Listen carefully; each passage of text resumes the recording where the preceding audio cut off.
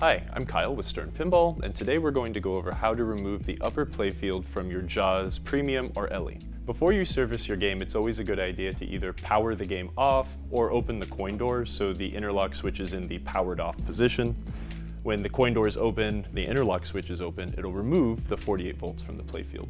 We will need to raise the playfield into the service position. This requires removing the playfield glass as well as the pinballs.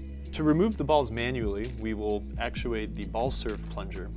With the coin door open, it is safe to reach inside here. We're going to push that plunger up with a bit of force, and that will eject a pinball. We'll do that 5 more times. And we will get the rest of the pinballs. The first thing we're going to want to do is to get the playfield up into the service position. With the playfield in the service position now, we'll want to locate the upper playfield harnesses, which are down here in the bottom left-hand corner of the playfield. We'll unplug each of these connectors here. On these square and rectangle connectors, make sure you grab this latch and depress one side to unhook that lever so they can be separated. Now that we have all of the upper playfield wiring harnesses disconnected, we can put the playfield back down, rest it on the service rails on the front of your cabinet. This will allow us to remove the rest of the hardware to get the upper playfield off. The first piece of hardware to remove is going to be this wire form ramp attached here to this plastic ramp. We'll notice that there is a 11/32 inch nut behind this radio target. We'll start by removing that. Remove the nut and the washer, set those aside.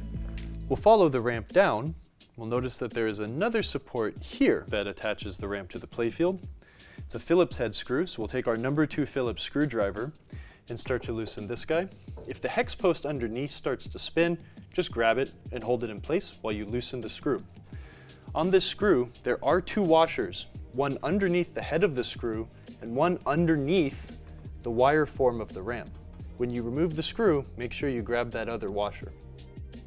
With the hardware removed, now we can remove the ramp. Simply tilt it up and pull it forward, removing the wire form ramp out of the cleat on the plastic ramp. Set the ramp aside. Our next step is to remove these 2 Phillips head screws from this upper plastic on the upper playfield. These are threaded into a hex post. Sometimes the hex post might come out with the screw. Don't be alarmed.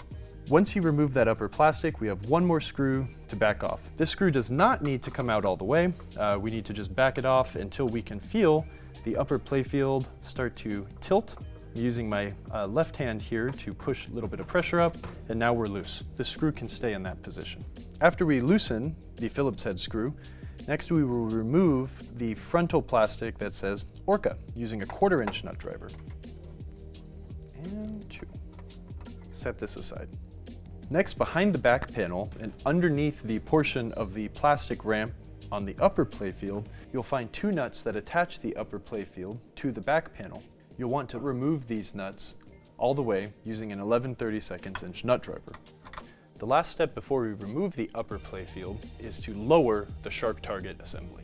To lower the shark, we will need to pull the interlock switch inside the cabinet to restore power to the playfield. Then we'll use the diagnostic buttons to scroll to game-specific tests. Enter the diagnostics menu, scroll over to game-specific tests, find the shark motor test, and then using one of the red buttons, lower the shark assembly down underneath the playfield. This will give us a few more centimeters of clearance. Now that we have the front Orca plastic removed, the shark target lowered, the nuts that affix the upper playfield to the back panel removed, and the Phillips head screw loosened, we can raise the upper playfield at an angle and using our other hand, gently push it forward, carefully avoiding any obstacles to get it out of the back panel. And now remove the harnesses so they don't get snagged, and we have a free upper playfield.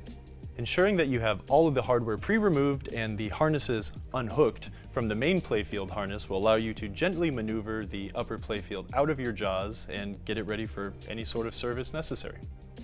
To reassemble your upper playfield onto your JAWS Premium or Ellie, we will fish the harness back through the lower hole here in the back panel and gently and carefully slide the ramp back through the back panel and bring the upper playfield down to rest.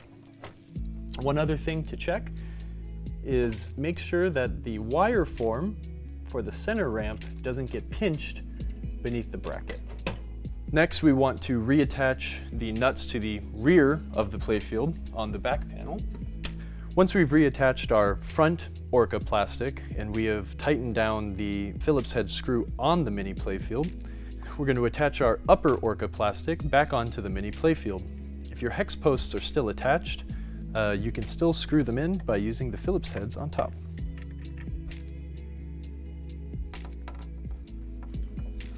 Next, we will take the wire ramp, insert it into the cleat on the plastic ramp on the upper playfield, line up the rear position on this stud, the front position on its cleat.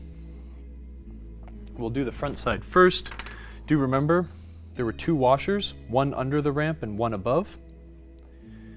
We can insert the washer here, stick the screw through it, find the hex post, and thread it in. Once both pieces of hardware are installed, we can start to tighten them down. I'll start with the upper screw on the upper playfield. Get that nut cinched down. Get your number 2 screwdriver and tighten down the Phillips head screw holding the ramp to its standoff. Our last step is going to be reconnecting the harnesses. We'll lift the playfield back up into service position. Now, we will reattach all of the harnesses. They all match up with only one receptacle, so there's no way to plug them in wrong. One last thing we can check is ensuring that the spacing of this wire form is correct. Take a pinball, drop it down, make sure that the ball doesn't get stuck anywhere. This one went through just fine. We're ready to play. Thanks for watching this video from Stern Tech School.